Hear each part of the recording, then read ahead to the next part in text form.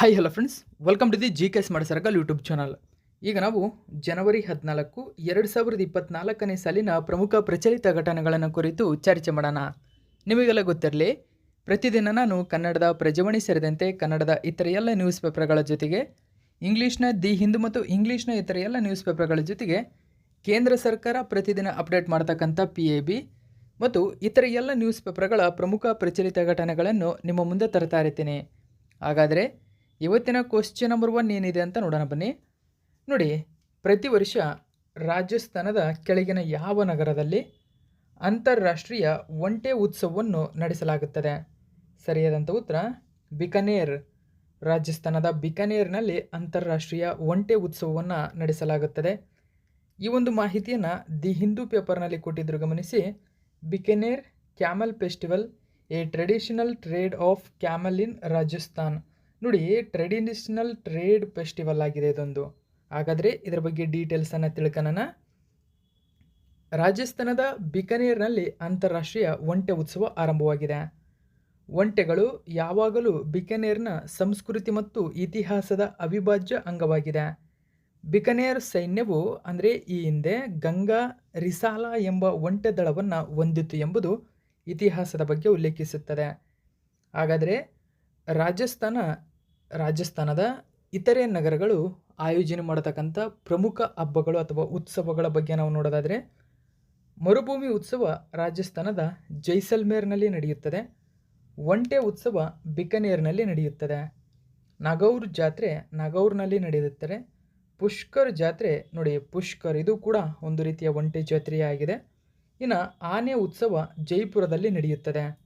ಮೇವಾರ ಉತ್ಸವ ಉದಯಪುರದಲ್ಲಿ ನಡೆಯುತ್ತದೆ. ಚಳಿಗಾಲದ ಹಬ್ಬ ಮೌಂಟ್ ಅಬೂನಲ್ಲಿ ನಡೆಯುತ್ತದೆ. ಇನ್ನು ಗಾಳಿಪಟ ಉತ್ಸವ ಜೈಪುರದಲ್ಲಿ ನಡೆಯುತ್ತದೆ. ಅದರ ಜೊತೆಗೆ ಸಾಹಿತ್ಯ ಉತ್ಸವ ಜೈಪುರದಲ್ಲಿ ನಡೆಯುತ್ತದೆ. ಬಾಣೇಶ್ವರ ಜಾತ್ರೆ ನೋಡಿ ದುಂಗರ್ಪುರ್ ಅಂತ ಅಥವಾ ಇದನ್ನ ದುರ್ಗಾಪುರ್ ಅಂತ ಕರೀತಾರೆ, ಅಥವಾ ಡುಂಗಾರ್ಪುರ್ ಎಂಬತಕ್ಕಂಥ ಹೆಸರೊಂದಿಗೆ ಕೂಡ ಕರೀತಾರೆ. ಸೊ ಬಾಣೇಶ್ವರ ಜಾತ್ರೆ ಈ ಎಲ್ಲವೂ ಕೂಡ ರಾಜಸ್ಥಾನದಲ್ಲಿ ಇತರೆ ನಗರಗಳು ಆಯೋಜನೆ ಮಾಡತಕ್ಕಂಥ ಪ್ರಖ್ಯಾತ ರಾಷ್ಟ್ರೀಯ ಮತ್ತು ಅಂತಾರಾಷ್ಟ್ರೀಯ ಮಟ್ಟದ ಪ್ರಮುಖ ಜಾತ್ರೆ ಮತ್ತು ಉತ್ಸವಗಳಾಗಿವೆ. ನೆಕ್ಸ್ಟ್ ನಾವು ಎರಡನೇ ಕ್ವಶನ್ ಏನಿದೆ ಅಂತ ನೋಡೋಣ. ಇತ್ತೀಚೆಗೆ ಇಸ್ರೋ ಉಡಾವಣೆ ಮಾಡಿರುವ ಎಕ್ಸ್ಪೋಸ್ಯಾಟ್, ನೋಡಿ ಇದರ ಬಗ್ಗೆ ಗೊತ್ತಿರ್ಬೋದು. ರೀಸೆಂಟಾಗಿ ಅಂದರೆ 2024 ಜನವರಿಯಲ್ಲಿ ಉಡಾವಣೆಯಾಗಿರತಕ್ಕಂಥದ್ದು ಎಕ್ಸ್ಪೋಸ್ಯಾಟ್ ಎಂಬತಕ್ಕಂಥದ್ದು. ಸೊ ಈ ಒಂದು ಉಪಗ್ರಹದ ಕೆಳಗಿನ ಯಾವ ಪೆಲೋಡ್ ಕ್ಯಾಸಿಯೋಪಿಯಾ ಎ ಎಂಬ ಸೂಪರ್ನೋವಾದ ಅವಶೇಷದ ಬೆಳಕು, ನೋಡಿ ಅವಶೇಷದ ಬೆಳಕನ್ನು ಸೆರೆ ಹಿಡಿದಿದೆ. ಹಾಗಾದರೆ ಯಾವುದೇ ಒಂದು ಉಪಗ್ರಹ ಇನ್ನೊಂದು ಗ್ರಹಕ್ಕೆ ಹಾರಿದಾಗ ಅದರ ಜೊತೆಗೆ ಹಲವಾರು ರೀತಿಯ ಪೆಲೋಡ್ಗಳನ್ನು ಹೊತ್ತೊಯ್ದಿರುತ್ತೆ. ಒಂದೊಂದು ರೀತಿಯ ಪೆಲೋಡ್ಗಳು ಒಂದೊಂದು ರೀತಿಯಾಗಿರತಕ್ಕಂಥ ಸಂಶೋಧನೆಯಲ್ಲಿ ತೊಡಗಿಕೊಳ್ತವೆ. ಅದೇ ರೀತಿ ಇಲ್ಲಿ ಬೆಳಕಿನ ಅವಶೇಷವನ್ನು ಸೂಪರ್ನೋವಾದಿಂದ ಕಂಡುಹಿಡಿದುಕೊಂಡಿದೆ. ಅದು ಯಾವುದು? ಹಾಗಾದರೆ ಆಪ್ಷನ್ ನಂಬರ್ 1 ಸರಿಯಾಗಿದೆ. ನೋಡಿ, ಎಕ್ಸ್ ಸ್ಪೆಕ್ಟ್ ಅಂತ ಕರಿತೀವಿ ಇದನ್ನು. ಇದರ ಬಗ್ಗೆ ಆಲ್ರೆಡಿ ಹೇಳಿದ್ದೇನೆ.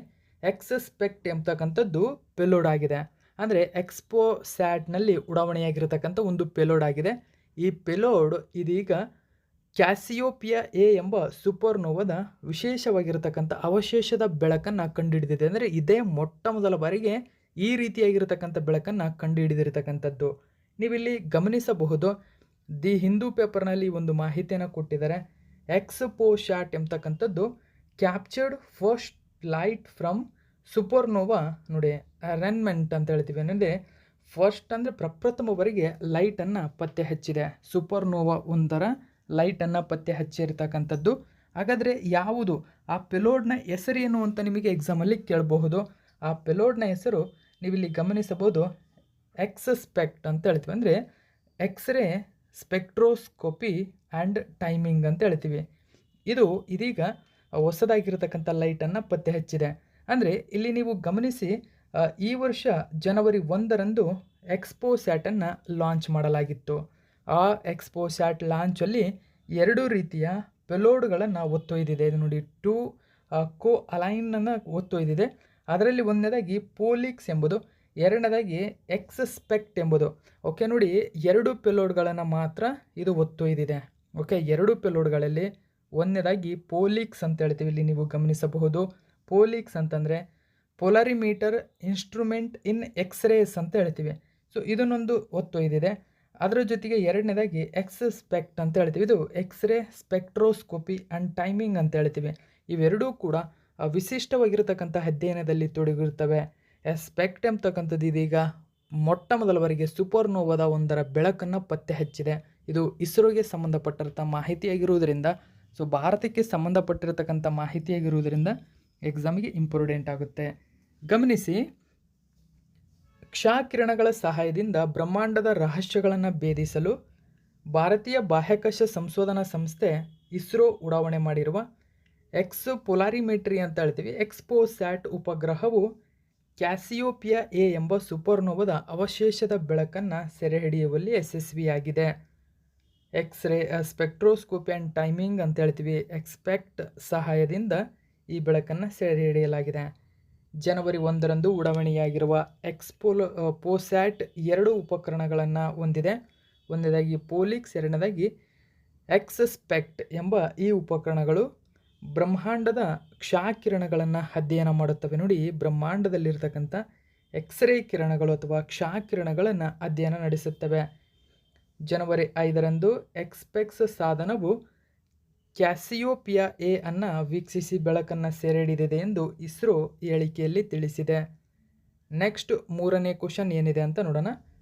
2024ನೇ ಸಾಲಿನ ಹವಾಮಾನ ಸಮ್ಮೇಳನ 2024 ಭಾರತದ ಕೆಳಗಿನ ಯಾವ ನಗರದಲ್ಲಿ ನಡೆಯುತ್ತಿದೆ? ಸರಿಯಾದಂಥ ಉತ್ತರ ಮುಂಬೈ. ನೋಡಿ, ಮುಂಬೈನಲ್ಲಿ ನಡೆದಿರ್ತಕ್ಕಂಥದ್ದು.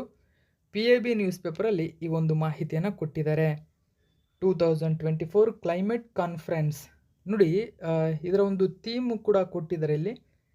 Decoding the green transition for India ಎಂಬುದು ಇದರ ಒಂದು ಥೀಮ್ ಆಗಿದೆ. ಈ ಥೀಮ್ನೊಂದಿಗೆ ಆರ್ಗನೈಸ್ ಮಾಡಿರ್ತಕ್ಕಂಥದ್ದು ministry of environment, forest and climate change ಅಂತ ಹೇಳ್ತೀವಿ. ಅಂದರೆ ನೋಡಿ, ಮಿನಿಸ್ಟ್ರಿ ಆಫ್ ಈ ಒಂದು ಸಚಿವಾಲಯ ಇದನ್ನು ಆಯೋಜನೆ ಮಾಡಿರ್ತಕ್ಕಂಥದ್ದು. ಯಾವ ಕೇಂದ್ರ ಸಚಿವಾಲಯಕ್ಕೆ ಸಂಬಂಧಪಟ್ಟಿದೆ ಅಂತಲೂ ಕೂಡ ಕೇಳ್ತಾರೆ. ನೀವಿಲ್ಲಿ ಗಮನಿಸಬಹುದು. ಈ ಒಂದು ಸಮ್ಮೇಳನ ಜನವರಿ 12ರಂದು ಮಹಾರಾಷ್ಟ್ರದ ಮುಂಬೈನಲ್ಲಿ ನಡೆಯಿತು. ಇದು decoding the green transition for India ಎಂಬ ವಿಷಯದೊಂದಿಗೆ ಕಾರ್ಯಕ್ರಮ ಆಯೋಜನೆಯಾಯಿತು. ಭಾರತ ಸರ್ಕಾರದ ಪರಿಸರ, ಅರಣ್ಯ ಮತ್ತು ಹವಾಮಾನ ಬದಲಾವಣೆ ಸಚಿವಾಲಯವು ಈ ಕಾರ್ಯಕ್ರಮವನ್ನು ಆಯೋಜಿಸಿದೆ. Green climate fund readiness programme ಅಡಿಯಲ್ಲಿ ಸಮ್ಮೇಳನವನ್ನು ಆಯೋಜಿಸಲಾಗುತ್ತದೆ. ಇದೇ ಸಂದರ್ಭದಲ್ಲಿ ಹಸಿರು ಹವಾಮಾನ ನಿಧಿ ಪ್ರಚಲಿತದಲ್ಲಿದೆ. ಗ್ರೀನ್ ಕ್ಲೈಮೇಟ್ ಫಂಡ್ ನೋಡಿ, ಈ ಫಂಡ್ ಏನಿದೆ ಹಣವನ್ನು ಸಂಗ್ರಹಿಸುವ ಗುರಿಯನ್ನು ಹೊಂದಿದೆ. ಯಾವುದಕ್ಕಾಗಿ? ಗ್ರೀನ್ ಕ್ಲೈಮೇಟ್ ಫಂಡನ್ನು 2010ರಲ್ಲಿ ಸ್ಥಾಪನೆ ಮಾಡಲಾಗಿದೆ. ಸೊ ಹವಾಮಾನ ಉದ್ದೇಶಗಳಿಗಾಗಿ ಇದನ್ನು ಬಳಸಿಕೊಳ್ಳಲಾಗುತ್ತದೆ. ನೆಕ್ಸ್ಟ್ 4ನೇ ಕ್ವಶನ್ ಏನಿದೆ ಅಂತ ನೋಡೋಣ. SBI state bank of India ಇತ್ತೀಚೆಗೆ ಪರಿಸರ ಸ್ನೇಹಿ ಉಪಕ್ರಮಗಳು ಮತ್ತು ಯೋಜನೆಗಳನ್ನು ಬೆಂಬಲಿಸಲು ಹಣವನ್ನು ಸಂಗ್ರಹಿಸಲು, ನೋಡಿ ಮುಖ್ಯವಾಗಿ ಹಣವನ್ನು ಸಂಗ್ರಹಿಸ್ತಾ ಇದೆ. ಯಾವುದಕ್ಕಾಗಿ? ಪರಿಸರ ಸ್ನೇಹಿ ಉಪಕ್ರಮಗಳು ಮತ್ತು ಯೋಜನೆಗಳನ್ನು ಬೆಂಬಲಿಸುವ ಉದ್ದೇಶದಿಂದಾಗಿ ಹಣವನ್ನು ವಿಶಿಷ್ಟವಾಗಿ ಸಂಗ್ರಹಿಸಲು ಕೆಳಗಿನ ಯಾವ ಹೆಸರಿನ ಯೋಜನೆಯನ್ನು ಪರಿಚಯಿಸಿದೆ ಅಥವಾ ಇನಿಷಿಯೇಟಿವ್ನ ಲಾಂಚ್ ಮಾಡಿದೆ? ಸರಿಯಾದಂಥ ಉತ್ತರ ಆಪ್ಷನ್ ನಂಬರ್ 1 SBI ಗ್ರೀನ್ ರೂಪಾಯಿ ಟರ್ಮ್ ಡೆಪಾಸಿಟ್ ಅಂತ ಹೇಳ್ತೀವಿ.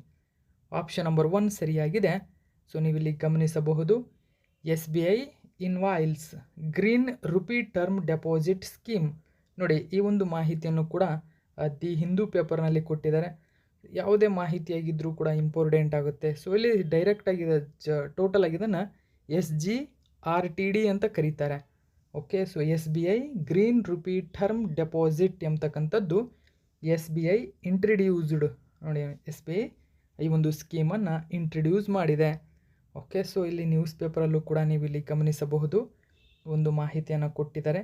ಹಾಗಾದರೆ ಈ ಒಂದು SBI ಗ್ರೀನ್ ರೂಪಾಯಿ ಟರ್ಮ್ ಡೆಪಾಸಿಟ್ ಯೋಜನೆಯ ಬಗ್ಗೆ ನಾವು ನೋಡೋದಾದರೆ, ಸ್ಟೇಟ್ ಬ್ಯಾಂಕ್ ಆಫ್ ಇಂಡಿಯಾ ಉಪಕ್ರಮವಾಗಿದ್ದು ಪರಿಸರ ಸ್ನೇಹಿ ಯೋಜನೆಗಳಿಗೆ ಹಣಕಾಸು ಒದಗಿಸಲು ಹಣವನ್ನು ಸಂಗ್ರಹಿಸುವ ಗುರಿಯನ್ನು ಹೊಂದಿದೆ. ನೆಕ್ಸ್ಟ್ 5ನೇ ಕ್ವಶನ್ ನೋಡೋಣ.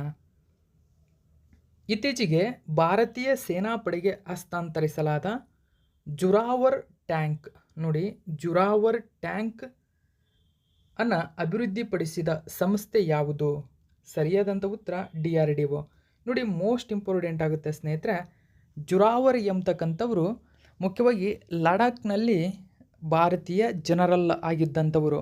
ಇವರು ಲಡಾಖನ್ನು ಭಾರತಕ್ಕೆ ಸೇರಿಸಲು ಅಗಾಧವಾಗಿರ್ತಕ್ಕಂಥ ಶ್ರಮಿಸ್ತಾರೆ. ಜುರಾವರ್ ಸಿಂಗ್ ಎಂಬತಕ್ಕಂಥವರು. ಅವರ ನೆನಪಿಗಾಗಿ ಈಗ ಭಾರತೀಯ ಸೇನಾಪಡೆಗೆ ಹಸ್ತಾಂತರಿಸಿರುವ ಒಂದು ಟ್ಯಾಂಕಿಗೆ ಜುರಾವರ್ ಎಂಬತಕ್ಕಂಥ ಹೆಸರನ್ನು ಇಡಲಾಗಿದೆ. ಓಕೆ, ಸೊ ಹಾಗಾದರೆ ಅದರ ಬಗ್ಗೆಯೂ ಕೂಡ ಡೀಟೇಲ್ಸನ್ನು ತಿಳ್ಕೊಳ್ಳೋಣ.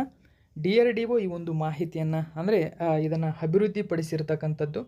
ಓಕೆ, ಸೊ ಡೀಟೇಲ್ಸನ್ನು ನೋಡಿ, ಇಂಡಿಯಾ ಟುಡೇ ನ್ಯೂಸ್ ಪೇಪರಲ್ಲಿ ಕೊಟ್ಟಿದ್ದಾರೆ. DRDO starts trial of light tank ಜುರೋ. ನೋಡಿ, ಇದೊಂದು light tank Zorawar to hand over project to army in months. So ಇಲ್ಲಿ ಹಸ್ತಾಂತರಿಸಿದೆ. ಇದು ನೋಡಿ, ಜುರಾವರ್ ಲೈಟ್ ಟ್ಯಾಂಕ್ನ ಅಭಿವೃದ್ಧಿ ಪ್ರಯೋಗಗಳು ಪ್ರಾರಂಭವಾಗಿದ್ದು ಈ ವರ್ಷದ ಏಪ್ರಿಲ್ ವೇಳೆಗೆ ಹೆಚ್ಚಿನ ಪರೀಕ್ಷೆಗಾಗಿ DRDOವನ್ನು ಭಾರತೀಯ ಸೇನೆಗೆ ಹಸ್ತಾಂತರಿಸುವ ನಿರೀಕ್ಷೆ ಇದೆ. ಹೊಸ ಎಂಜಿನ್ ಏನಿದೆ ಹೊಂದಿರುವ ಈ ಟ್ಯಾಂಕನ್ನು DRDO ಲಾರ್ಸನ್ ಮತ್ತು ಟುಬ್ರೋ ಸಹಭಾಗಿತ್ವದಲ್ಲಿ ಅಭಿವೃದ್ಧಿಪಡಿಸುತ್ತಿದೆ ಮತ್ತು ಉತ್ಪಾದಿಸುತ್ತಿದೆ. ಅದರ ಜೊತೆಗೆ 59 ಜುರಾವರ್ ಲೈಟ್ ಟ್ಯಾಂಕ್ಗಳನ್ನು DRDO ಉತ್ಪಾದಿಸಲು ಮತ್ತು ಪೂರೈಸಲು ಸೇನೆಯು ಆರ್ಡರ್ ಮಾಡಿದೆ. ಹಾಗಾದರೆ ಯೋಜನೆ ಜುರಾವರ್ ನೋಡಿ, ಜಮ್ಮುವಿನ ರಾಜ ಗುಲಾಬ್ ಸಿಂಗ್ ಅಡಿಯಲ್ಲಿ ಸೇವೆ ಸಲ್ಲಿಸಿದ ಮತ್ತು ಲಡಾಖನ್ನು ಯಶಸ್ವಿಯಾಗಿ ವಶಪಡಿಸಿಕೊಂಡ ಮಿಲಿಟರಿ ಜನರಲ್ ಆಗಿದ್ದಂತಹ ಲಡಾಖ್ನ ವಿಜಯಶಾಲಿ ಎಂದು ಕರೆಯಲ್ಪಡುವ ಜುರಾವರ್ ಸಿಂಗ್ ಕಹ್ಲೂರಿಯಾ ಅವರು ಹೆಸರನ್ನು ಭಾರತೀಯ ಸೇನೆಯು ತನ್ನ ಹೊಸ ಯೋಜನೆಗೆ ಜುರಾವರ್ ಎಂದು ಹೆಸರಿಸಿದೆ. ಹಾಗಾದರೆ ಪ್ರಾಜೆಕ್ಟ್ ಜುರಾವರ್ ಎಂದ್ರೇನು? ಏನು ಕಾರ್ಯ ಮಾಡುತ್ತದೆ ಇದು? ಈ ಟ್ಯಾಂಕ್ನ ಉದ್ದೇಶವೇನು? ನೋಡಿ, ಇದೊಂದು ಆರ್ಟಿಫಿಷಿಯಲ್ ಇಂಟೆಲಿಜೆನ್ಸ್ ಆಧಾರಿತವಾಗಿದೆ. ಇದೊಂದು ಕಣ್ಗಾವಲು. ನೋಡಿ, ಆರ್ಟಿಫಿಷಿಯಲ್ ಇಂಟೆಲಿಜೆನ್ಸ್, ಯುದ್ಧದ ಕಣ್ಗಾವಲು, ಅದರ ಜೊತೆಗೆ ಒಂದು ಡ್ರೋನ್ ಕೂಡ. ಇದು ಸಕ್ರಿಯ ರಕ್ಷಣಾ ವ್ಯವಸ್ಥೆಯನ್ನು ಹೊಂದಿರುವ 25 ಟನ್ಗಳಿಗಿಂತ ಹೆಚ್ಚು ತೂಕದ ಹಗುರವಾದ ಟ್ಯಾಂಕನ್ನು ಅಭಿವೃದ್ಧಿಪಡಿಸಲು ಈ ಒಂದು ಪ್ರಾಜೆಕ್ಟನ್ನು ಜಾರಿಗೆ ತರಲಾಗಿದೆ. ನೋಡಿ, ಈ ಒಂದು ಪ್ರಾಜೆಕ್ಟ್ನ ಉದ್ದೇಶವೇನು, ಆ ಟ್ಯಾಂಕ್ನ ಏನು ಕೆಲಸ ಮಾಡುತ್ತದೆ ಮತ್ತು ಯಾರು ಅಭಿವೃದ್ಧಿಪಡಿಸ್ತಾ ಇದ್ದಾರೆ, ಜುರಾವರ್ ಅಂದ್ರೇನು, ಎಲ್ಲ ಡೀಟೇಲ್ಸನ್ನು ತಿಳ್ಕೊಂಡಿದ್ದೀರಿ. ನೆಕ್ಸ್ಟ್ 6ನೇ ಕ್ವಶನ್ ಏನಿದೆ ಅಂತ ನೋಡೋಣ. ಇತ್ತೀಚೆಗೆ ಸುದ್ದಿಯಲ್ಲಿರುವ zero effect zero defect scheme ಅಥವಾ ಇದನ್ನು ಜೆಡ್ ಅಂತ ಕರೀತಾರೆ. ನೋಡಿ, ಜೆಡ್ ಅಂತ ಹೇಳಿದ್ರೆ ಅಂದರೆ zero effect zero defect scheme ಕೇಂದ್ರದ ಕೆಳಗಿನ ಯಾವ ಸಚಿವಾಲಯಕ್ಕೆ ಸಂಬಂಧಿಸಿದೆ? ಸರಿಯಾದಂಥ ಉತ್ತರ MSME ಸಚಿವಾಲಯ. MSME ಸಚಿವಾಲಯಕ್ಕೆ ಸಂಬಂಧಪಟ್ಟಿದೆ. ಫಿನಾನ್ಷಿಯಲ್ ಎಕ್ಸ್ಪ್ರೆಸ್ ಪೇಪರ್ನಲ್ಲಿ ಈ ಒಂದು ಮಾಹಿತಿಯನ್ನು ಕೊಟ್ಟಿದ್ದಾರೆ. Government ZED scheme for MSMEs it 1 lakh certification milestone. ನೋಡಿ, ಇದೀಗ ಜೆಡ್ ಸ್ಕೀಮ್ ಅಡಿಯಲ್ಲಿ 1 ಲಕ್ಷ ನೋಂದಣಿಯಾಗಿದೆ. ಸೊ ಈ ಮೂಲಕ ಮಹತ್ವದ ಸಾಧನೆಯನ್ನು ಮಾಡಿರತಕ್ಕಂಥದ್ದು MSME ಸಚಿವಾಲಯ. ಆ ಕಾರಣಕ್ಕಾಗಿ ಈ ಜೆಡ್ ಸ್ಕೀಮನ್ನು ಗವರ್ನಮೆಂಟ್ ಅಪ್ರಿಸಿಯೇಟ್ ಮಾಡಿದೆ. ಹಾಗಾದರೆ ಈ ಜೆಡ್ ಸ್ಕೀಮ್ನ ಉದ್ದೇಶವೇನು, ಇದಕ್ಕೆ ಸಂಬಂಧಪಟ್ಟಂಥ ಮಾಹಿತಿಯನ್ನು ಕೂಡ ತಿಳ್ಕೊಳ್ಳೋಣ. ಓಕೆ, ನೋಡಿ, MSME ಸಚಿವಾಲಯದ ಈ ಒಂದು ಜೆಡ್ ಸ್ಕೀಮ್ ಏನಿದೆ, MSMEಗಳಲ್ಲಿ ಪರಿಸರ ಸುಸ್ಥಿರ ಅಭ್ಯಾಸಗಳನ್ನು ಗಮನಿಸಿದರ ಉದ್ದೇಶವೇನು? MSMEಗಳಲ್ಲಿ ಪರಿಸರ ಸುಸ್ಥಿರ ಉತ್ಪಾದನಾ ಅಭ್ಯಾಸಗಳನ್ನು ಉತ್ತೇಜಿಸುವ ಗುರಿಯನ್ನು ಹೊಂದಿದೆ. ಇದೀಗ 1 ಲಕ್ಷ ಪ್ರಮಾಣೀಕರಣದ ಮೈಲುಗಲ್ಲನ್ನು ಸಾಧಿಸಿದೆ ಎಂದು ಸಚಿವಾಲಯ ಗುರುವಾರ ಎಕ್ಸ್ನಲ್ಲಿ ಪೋಸ್ಟ್ ಮಾಡಿದೆ. ಹಾಗಾದರೆ ಈ ಯೋಜನೆಯನ್ನು ಅಕ್ಟೋಬರ್ 2016ರಲ್ಲಿ ಪ್ರಾರಂಭಿಸಲಾಯಿತು. ಏಪ್ರಿಲ್ 2022ರಲ್ಲಿ ಪರಿಷ್ಕರಿಸಲಾಯಿತು. ಜೆಡ್ ಯೋಜನೆಯು ಪರಿಸರ ಪ್ರಜ್ಞೆಯ ಉತ್ಪಾದನೆಗೆ 3 ಪ್ರಮಾಣೀಕರಣದ ಹಂತಗಳ ಅಡಿಯಲ್ಲಿ, ಅಂದರೆ ಚಿನ್ನ, ಬೆಳ್ಳಿ, ಕಂಚು, ಈ ಹಂತಗಳ ಅಡಿಯಲ್ಲಿ 20 ರೀತಿಯ ಕಾರ್ಯಕ್ಷಮತೆ ಆಧಾರಿತ ನಿಯತಾಂಕಗಳ ಪ್ರಕಾರ ಗುಣಮಟ್ಟದ ನಿರ್ವಹಣೆ, ಸಮಯೋಚಿತ ವಿತರಣೆ, ಪ್ರಕ್ರಿಯೆ ನಿಯಂತ್ರಣ, ತ್ಯಾಜ್ಯದ ಪ್ರಕಾರ ವರ್ಗೀಕರಿಸಲಾಗಿದೆ ಇದರ ಅಂಡರಲ್ಲಿ. ಓಕೆ, ಸೊ ಇದರ ಉದ್ದೇಶವೇನು ಅಂತ ತಿಳ್ಕೊಂಡ್ರೆ, ಅಂದರೆ MSME ಸೂಕ್ಷ್ಮ ಸಣ್ಣ ಮಧ್ಯಮ ಉದ್ಯಮಗಳ ಕೈಗಾರಿಕೆಗಳೇನಿರ್ತವೆ ಅದರ ಅಡಿಯಲ್ಲಿ ವಿಶಿಷ್ಟ ರೀತಿಯ ಅಂದರೆ 20 ರೀತಿಯ ಕಾರ್ಯಕ್ಷಮತೆಯನ್ನು ಆಧರಿಸಿ ಹಂತಗಳನ್ನು ಪ್ರಮಾಣೀಕರಿಸಿದೆ. ಸೊ ಈ ಪ್ರಮಾಣೀಕರಣದೊಂದಿಗೆ ನಡೀತಕ್ಕಂಥ ಒಂದು ಪ್ರವೃತ್ತಿಯಾಗಿದೆ ಇದು. ಓಕೆ, ಸೊ ನೆಕ್ಸ್ಟ್ ನಾವು 7ನೇ ಕ್ವಶನ್ ಏನಿದೆ ಅಂತ ನೋಡೋಣ. ಏಷ್ಯನ್ ಶೂಟಿಂಗ್ ಚಾಂಪಿಯನ್ಶಿಪ್ 2024ರಲ್ಲಿ ಯಾವ ದೇಶವು ಅತಿ ಹೆಚ್ಚಿನ ಸಂಖ್ಯೆಯ ಪದಕಗಳನ್ನು ಪಡೆದು ಪದಕ ಪಟ್ಟಿಯಲ್ಲಿ ಅಗ್ರಸ್ಥಾನ ಪಡೆದುಕೊಂಡಿದೆ? ಭಾರತ. 2ನೇ ಸ್ಥಾನದಲ್ಲಿ ಚೀನಾ ಇದೆ. ಭಾರತ 1ನೇ ಸ್ಥಾನ, ಚೀನಾ 2ನೇ ಸ್ಥಾನದಲ್ಲಿದೆ. ನೋಡಿ, ಚೀನಾ ಯಾವಾಗಲೂ ನಂಬರ್ 1 ಸ್ಥಾನದಲ್ಲಿರ್ತಾ ಇತ್ತು. Asian shooting championship 2024 Nancy win gold medal in 10 metre air rifle. ನೋಡಿ, ಏರ್ ರೈಫಲ್ ವಿಭಾಗದಲ್ಲಿ ನ್ಯಾನ್ಸಿ ಗೋಲ್ಡ್ ಮೆಡಲನ್ನು ಗೆದ್ದುಕೊಂಡಿದ್ದಾರೆ. ಸೊ ಇದ್ರ ಬಗ್ಗೆ ಡೀಟೇಲ್ಸನ್ನು ಕೂಡ ನಾವು ತಿಳ್ಕೊಳ್ಳೋಣ, ಏನಿದೆ ಡೀಟೇಲ್ಸ್ ಅಂತ. ಭಾರತವು ಏಷ್ಯನ್ ಶೂಟಿಂಗ್ ಚಾಂಪಿಯನ್ಶಿಪ್ 2024ರಲ್ಲಿ ಒಟ್ಟು 19 ಪದಕಗಳೊಂದಿಗೆ ಅಗ್ರಸ್ಥಾನದಲ್ಲಿದೆ. ಈ ಸ್ಪರ್ಧೆಯಲ್ಲಿ ಭಾರತ 7 ಚಿನ್ನ, 6 ಬೆಳ್ಳಿ, 6 ಕಂಚಿನ ಪದಕಗಳನ್ನು ಗೆದ್ದುಕೊಂಡಿದೆ. ಭಾರತವು ಏಷ್ಯನ್ ಶೂಟಿಂಗ್ ಚಾಂಪಿಯನ್ಶಿಪ್ 2024ರಲ್ಲಿ ಒಟ್ಟು 19 ಪದಕಗಳೊಂದಿಗೆ ಅಗ್ರಸ್ಥಾನದಲ್ಲಿದೆ. ಇನ್ನು ಏಷ್ಯನ್ ಶೂಟಿಂಗ್ ಚಾಂಪಿಯನ್ಶಿಪ್ 2024 ಎಲ್ಲಿ ನಡೆಯಲಿದೆ? ನೋಡಿ, ಇದು ಡಿಸೆಂಬರ್ 8, 2023ರಿಂದ 11 ಜನವರಿ 2024ರವರೆಗೆ ಇಂಡೋನೇಷ್ಯಾದ ರಾಜಧಾನಿಯಾಗಿರತಕ್ಕಂಥ ಜಕಾರ್ತದಲ್ಲಿ ಆಯೋಜಿಸಲಾಗಿತ್ತು. ಡಿಸೆಂಬರ್ 8ರಿಂದ ಜನವರಿ 11ರವರೆಗೂ ನಡೆದಿದೆ. ನೋಡಿ, ಎಲ್ಲಿ? ಇಂಡೋನೇಷ್ಯಾದ ಜಕಾರ್ತದಲ್ಲಿ. ಸೊ ಈ ಒಂದು ಚಾಂಪಿಯನ್ಶಿಪ್ನಲ್ಲಿ ಭಾರತ ಅಗ್ರಸ್ಥಾನ ಪಡೆದುಕೊಂಡಿದೆ. 2ನೇ ಸ್ಥಾನದಲ್ಲಿರ್ತಕ್ಕಂಥದ್ದು ಚೀನಾ ದೇಶ. ಓಕೆ, ನಾವೀಗ 8ನೇ ಕ್ವಶನ್ ಏನಿದೆ ಅಂತ ನೋಡೋಣ. ಇತ್ತೀಚೆಗೆ ಕರ್ನಾಟಕದ ಉಡುಪಿ ನಿಲ್ದಾಣ, ನೋಡಿ ಉಡುಪಿ ರೈಲ್ವೆ ನಿಲ್ದಾಣವನ್ನು ರೈಲ್ವೆ ಸಚಿವಾಲಯದ ಅಮೃತ್ ಭಾರತ್ ಸ್ಟೇಷನ್ ಸ್ಕೀಮ್, ನೋಡಿ ABSS ಅಂತ ಕರೀತಾರೆ ಇದನ್ನು, ತುಂಬ ಇಂಪಾರ್ಟೆಂಟ್ ಆಗುತ್ತೆ. ಅಮೃತ್ ಭಾರತ್ ಸ್ಟೇಷನ್ ಸ್ಕೀಮ್ ಯಾವ ಕೇಂದ್ರ ಸಚಿವಾಲಯದ ಅಂಡರಲ್ಲಿ ಬರುತ್ತದೆ ಅಂತ ಕೇಳಿದರೆ ರೈಲ್ವೆ ಸಚಿವಾಲಯದ ಅಂಡರಲ್ಲಿ ಬರುತ್ತದೆ. ಈ ಒಂದು ಯೋಜನೆಯ ಅಡಿಯಲ್ಲಿ ಅಭಿವೃದ್ಧಿಗಾಗಿ ಸೇರಿಸಲಾಗಿದೆ. ಹಾಗಾದರೆ ABSS ಯೋಜನೆಯನ್ನು ಕೆಳಗಿನ ಯಾವ ವರ್ಷ ಜಾರಿಗೆ ತರಲಾಯಿತು? ನೋಡಿ, ಈ ವರ್ಷ ಯಾವ ವರ್ಷ ಇದನ್ನು ಜಾರಿಗೆ ತರಲಾಯಿತು ಅಂತ ಕೇಳಿದರೆ ಫೆಬ್ರವರಿ 2023ರಲ್ಲಿ ಜಾರಿಗೆ ಬಂದಿದೆ ಸ್ನೇಹಿತರೆ. ಕೇಂದ್ರ ಸರ್ಕಾರದ ರೈಲ್ವೆ ಇಲಾಖೆ ಈ ಒಂದು ಅಮೃತ್ ಭಾರತ್ ಸ್ಟೇಷನ್ ಮಾಸ್ಟರ್ ಸ್ಕೀಮನ್ನು ಜಾರಿಗೆ ತಂದಿರತಕ್ಕಂಥದ್ದು. ಅಂದರೆ ಅಮೃತ್ ಭಾರತ್ ಸ್ಟೇಷನ್ ಸ್ಕೀಮ್ ಜಾರಿಗೆ ತಂದಿದೆ. ಡೀಟೇಲ್ಸನ್ನು ತಿಳ್ಕೋಣ ನಾವು. Railway ministry includes Udupi station. ನೋಡಿ, ಅಂದರೆ ಕೊಂಕಣ ರೈಲ್ವೆ ವಲಯದಲ್ಲಿ ಕಂಡುಬರುತ್ತದೆ. ಇದು ಕೊಂಕಣ ರೈಲ್ವೆ ವಲಯದಲ್ಲಿ ಕಂಡುಬರತಕ್ಕಂಥ ಉಡುಪಿ ಸ್ಟೇಷನ್ನನ್ನು under Amrit Bharat station scheme for redevelopment ಅಂತ ಹೇಳಿದೆ. ಅಂದರೆ ಮರು ಅಭಿವೃದ್ಧಿಗಾಗಿ ಸೇರ್ಪಡೆಗೊಳಿಸಲಾಗಿದೆ. ಕರ್ನಾಟಕದಿಂದ, ಅಂದರೆ ಕೊಂಕಣ ರೈಲ್ವೆ ವಲಯದಿಂದ ಸೇರ್ಪಡೆಗೊಂಡಿದೆ. ಈ ಒಂದು ಮಾಹಿತಿಯನ್ನು ನ್ಯೂಸ್ ಪೇಪರಲ್ಲಿ ಕೊಟ್ಟಿದ್ದಾರೆ. ಕನ್ನಡದ ನ್ಯೂಸ್ ಪೇಪರಲ್ಲೂ ಕೂಡ ಕೊಟ್ಟಿದ್ದರು. KRCL ನೆಟ್ವರ್ಕ್ ಅಡಿಯಲ್ಲಿ ಉಡುಪಿ ನಿಲ್ದಾಣವನ್ನು ABSS ಅಭಿವೃದ್ಧಿಗೆ ಸೇರ್ಪಡೆಗೊಳಿಸಲಾಗಿದೆ. ನಾವು ABSS ಬಗ್ಗೆ ತಿಳ್ಕೊಳ್ಳೋದಾದರೆ ಇದರ ಉದ್ದೇಶವನ್ನು ಗಮನಿಸಿ ಸ್ನೇಹಿತರೆ. ಇಡೀ ಭಾರತದಾದ್ಯಂತ 1309 ನಿಲ್ದಾಣಗಳನ್ನು ಪುನರಭಿವೃದ್ಧಿ ಮಾಡಲು ರೈಲ್ವೆ ಸಚಿವಾಲಯವು ಫೆಬ್ರವರಿ 2023ರಲ್ಲಿ ಪ್ರಾರಂಭಿಸಿದ ಭಾರತೀಯ ರೈಲ್ವೆ ಮಿಷನ್ ಆಗಿದೆ. ಇದರ ಉದ್ದೇಶವೇನು ಅಂತಂದರೆ ಸುಧಾರಿತ ಪ್ರಯಾಣಿಕರ ಸೌಕರ್ಯಗಳು, ಉತ್ತಮ ಸಂಚಾರ, ಅಂತರ ಮಾದರಿ ಏಕೀಕರಣ ಮತ್ತು ವರ್ಧಿತ ಸೂಚನಾ ಫಲಕಗಳೊಂದಿಗೆ ಆಧುನಿಕ ಸುಸಜ್ಜಿತ ಕೇಂದ್ರಗಳಾಗಿ ರೈಲ್ವೆ ನಿಲ್ದಾಣಗಳನ್ನು ಪರಿವರ್ತಿಸುವ ಗುರಿಯನ್ನು ಈ ಯೋಜನೆ ಹೊಂದಿದೆ. ನೆಕ್ಸ್ಟ್ 9ನೇ ಕ್ವಶನ್ ನೋಡಿ.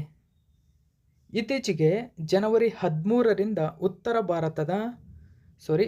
ಭಾರತದಲ್ಲಿ ಆರಂಭವಾಗಿರುವ ಲೋಹಿರಿ ಹಬ್ಬ 2024 ಕೆಳಗಿನ ಯಾವ ಸಮುದಾಯವು ಆಚರಿಸುತ್ತದೆ? ನೋಡಿ, ಲೋಹಿರಿ ಹಬ್ಬ ಇಡೀ ಉತ್ತರ ಭಾರತದಲ್ಲಿ ಹಲವಾರು ರಾಜ್ಯಗಳು ಆಚರಣೆ ಮಾಡುತ್ತದೆ. ಸರಿಯಾದಂಥ ಉತ್ತರ ಸಿಖ್ ಸಮುದಾಯ. ಲೋಹಿರಿ ಹಬ್ಬ ಜನವರಿ 13ರಂದು ಆರಂಭವಾಗಿದೆ. 13 ಅಥವಾ 14ರಂದು ನಡೆಯುತ್ತದೆ. ಇದು ಲೋಹಿರಿ 2024 ಜನವರಿ 13ರಂದು ಆರಂಭವಾಗಿದೆ. ಇದು ಭಾರತದ ಉತ್ತರದ ರಾಜ್ಯಗಳಲ್ಲಿ ವಿಶೇಷವಾಗಿ ನೋಡಿ ವಿಶೇಷವಾಗಿ ಪಂಜಾಬ್, ಹರಿಯಾಣ, ಉತ್ತರಾಖಂಡ, ಹಿಮಾಚಲ ಪ್ರದೇಶ, ರಾಜಸ್ಥಾನಗಳಲ್ಲಿ ಆಚರಿಸಲಾಗುವ ಪ್ರಮುಖ ಸುಗ್ಗಿಯ ಹಬ್ಬ. ನೋಡಿ ಈ ಹಬ್ಬದ ಯಾವ ಹಬ್ಬ ಇದು ಅಂತ ಕೇಳಿದರೆ ಇದೊಂದು ಸುಗ್ಗಿಯ ಹಬ್ಬವಾಗಿದೆ. ಇದನ್ನು ಮುಖ್ಯವಾಗಿ ಸಿಖ್ ಸಮುದಾಯದವರು ಆಚರಿಸುತ್ತಾರೆ. ಈ ಹಬ್ಬವು ಚಳಿಗಾಲದ ಅಯನ ಸಂಕ್ರಾಂತಿಯ ಅಂತ್ಯ ಮತ್ತು ಸೂರ್ಯನ ಉತ್ತರದ ಪ್ರಯಾಣದ ಆರಂಭದಲ್ಲಿ ಸೂಚಿಸುತ್ತದೆ. ನೋಡಿ ಇದರ ಉದ್ದೇಶವೇನು?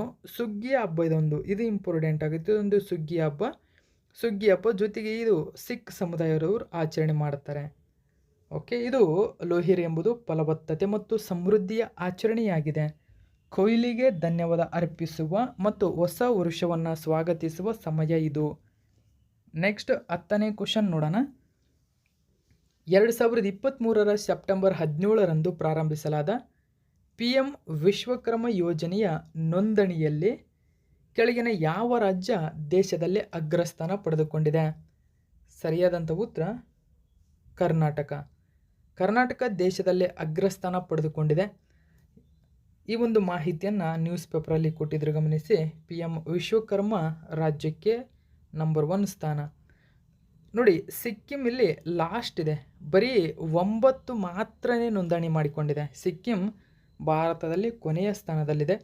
ಕರ್ನಾಟಕದಲ್ಲಿ ಸರಿಸುಮಾರು 19,18,888 ಮಂದಿ ನೋಂದಣಿ ಮಾಡಿಕೊಂಡಿದ್ದಾರೆ. ಈ ಮೂಲಕ ದೇಶದಲ್ಲಿ PM ವಿಶ್ವಕರ್ಮ ಯೋಜನೆಗೆ ನಮ್ಮ ಕರ್ನಾಟಕ ಹೆಚ್ಚಿನ ನೋಂದಣಿಯನ್ನು ಮಾಡಿಕೊಂಡಿರ್ತಕ್ಕಂಥದ್ದು. ಡೀಟೇಲ್ಸನ್ನು ನೋಡೋಣ. ನೋಡಿ ಇದು ಪ್ರಧಾನಿ ನರೇಂದ್ರ ಮೋದಿಯವರ ಮಹತ್ವಾಕಾಂಕ್ಷೆಯ ಯೋಜನೆ. ಓಕೆ, ಸೊ PM ವಿಶ್ವಕರ್ಮ ಯೋಜನೆಯ ನೋಂದಣಿಯಲ್ಲಿ ಕರ್ನಾಟಕ ದೇಶದಲ್ಲೇ ಅಗ್ರಸ್ಥಾನದಲ್ಲಿದೆ. ಹಾಗಾದರೆ ಈ ಯೋಜನೆಯನ್ನು 2023 ಸೆಪ್ಟೆಂಬರ್ 17ರಂದು ಪ್ರಧಾನಿ ಮೋದಿಯವರು ಈ ಯೋಜನೆಗೆ ದೇಶಾದ್ಯಂತ ಚಾಲನೆ ನೀಡಿದ್ದರು. ರಾಜ್ಯದಲ್ಲಿ ಹುಬ್ಬಳ್ಳಿಯಲ್ಲಿ ಕೇಂದ್ರ ಕೌಶಲ್ಯಾಭಿವೃದ್ಧಿ ರಾಜ್ಯ ಸಚಿವರಾಗಿರತಕ್ಕಂಥ ರಾಜೀವ್ ಚಂದ್ರಶೇಖರ್ ಯೋಜನೆಗೆ ಹಸಿರು ನಿಶಾನೆ ತೋರಿದ್ದರು. ಓಕೆ, ಇನ್ನು 2ನೇ ಸ್ಥಾನದಲ್ಲಿ ಆಂಧ್ರ ಪ್ರದೇಶವಿದ್ದರೆ 3ನೇ ಸ್ಥಾನದಲ್ಲಿ ಪಶ್ಚಿಮ ಬಂಗಾಳವಿದೆ. ಹಾಗಾದರೆ ಇದರ ಉದ್ದೇಶವೇನು? ನೋಡಿ ಕುಶಲಕರ್ಮಿಗಳಿಗೆ ಸಂಬಂಧಪಟ್ಟಿದೆ ಇದು. ಅಂದರೆ ಕಮ್ಮಾರರು, ಅಕ್ಕಸಾಲಿಗರು, ಕುಂಬಾರರು, ಬಡಗಿಗಳು, ಶಿಲ್ಪಿಗಳು, ಬೋಟ್ ಮೇಕರ್, ದರ್ಜಿಗಳು ಸೇರಿದಂತೆ ಒಟ್ಟು 18 ಕರಕುಶಲ ಚಟುವಟಿಕೆಗಳಲ್ಲಿ ಯಾರು ತೊಡಗಿಕೊಂಡಿರುತ್ತಾರೆಯೋ ಅಂತಹ ಅರ್ಹರಿಗೆ ಮಾತ್ರ ಈ ಯೋಜನೆಯಡಿ ನೋಂದಣಿ ಮಾಡಿಕೊಳ್ಳಲು ಅವಕಾಶವಿದೆ. ಹಾಗಾದರೆ ರಾಜ್ಯದಲ್ಲಿ ಯಾವ ಒಂದು ಜಿಲ್ಲೆ ನಂಬರ್ 1 ಸ್ಥಾನದಲ್ಲಿದೆ? ಬೆಳಗಾವಿ. ನೋಡಿ ರಾಜ್ಯದಲ್ಲಿ ಬೆಳಗಾವಿ ನಂಬರ್ 1 ಸ್ಥಾನದಲ್ಲಿದೆ. ನಂತರ ತುಮಕೂರು, ಬೀದರ್ ಇರತಕ್ಕಂಥದ್ದು. ಓಕೆ, ಸೊ ಇವು ಕ್ರಮವಾಗಿ ಅಗ್ರಸ್ಥಾನದಲ್ಲಿರ್ತಕ್ಕಂಥ ರಾಜ್ಯದಲ್ಲಿನ ಡಿಸ್ಟಿಕ್ಗಳಾಗಿವೆ. ಇನ್ನು ಫ್ರೆಂಡ್ಸ್ ನೋಡಿ PDF ಅವೈಲೇಬಲ್ ಇದೆ, ಬೇಕಾದಂಥವರು ಸಂಪರ್ಕ ಮಾಡ್ಬೋದು. ಹೇಗೆಂದರೆ ನೋಡಿ ಡಿಸೆಂಬರ್ ಮಂತ್ PDF ಅವೈಲೇಬಲ್ ಇದೆ. ಅಂದರೆ ಪರ್ ಮಂತ್ PDF ನಿಮಗೆ 30 ರೂಪೀಸ್ ಆಗಿರುತ್ತದೆ. ಓಕೆ, ಸೊ ಪರ್ ಮಂತ್ ನಿಮಗೆ 30 ರೂಪೀಸ್ ಆಲ್ರೆಡಿ ಡಿಸೆಂಬರ್ ಅವೈಲೇಬಲ್ ಇದೆ. ಸೊ ಬೇಕಾದಂಥವರು ಕಾಂಟ್ಯಾಕ್ಟ್ ಮಾಡಿ ನೀವು PDF ಪರ್ಚೇಸ್ ಮಾಡ್ಬೋದು. ಇನ್ನುಳಿದಂತೆ ಟೋಟಲ್ 24 ತಿಂಗಳು, ಅಂದರೆ 2022 ಜನವರಿಯಿಂದ 2023 ಡಿಸೆಂಬರ್ವರೆಗೆ ಟೋಟಲ್ 24 ತಿಂಗಳ PDF ನಿಮಗೆ ಬೇಕಂದರೆ ಕೇವಲ 450 ರೂಪಾಯಿಗೆ ಸಂಪೂರ್ಣ PDF ಲಭ್ಯ ಇದೆ. ಓಕೆ, ಸೊ ಟೋಟಲ್ ಆಗಿ ಬೇಕಾದಂಥವರು ಇಲ್ಲಿ ಕಾಣ್ತಾ ಇರತಕ್ಕಂಥ ನಂಬರ್ ವಾಟ್ಸಪ್ ಮೂಲಕ ಮಾತ್ರ ಸಂಪರ್ಕ ಮಾಡಬೇಕು. 7411979005 ಈ ನಂಬರಿಗೆ ವಾಟ್ಸಪ್ ಮಾಡಿ ನೀವು PDF ಪರ್ಚೇಸ್ ಮಾಡಬಹುದು. ಓಕೆ, ಸೊ ಇದು ಇವತ್ತಿನ ಪ್ರಮುಖ ಪ್ರಚಲಿತ ಘಟನೆಯಾಗಿದೆ. ಇದೇ ತರಹದ ಮಾಹಿತಿಯೊಂದಿಗೆ ಮತ್ತೆ ನಿಮ್ಮನ್ನು ಭೇಟಿಯಾಗ್ತೀನಿ. Thank you so much for watching my video friends.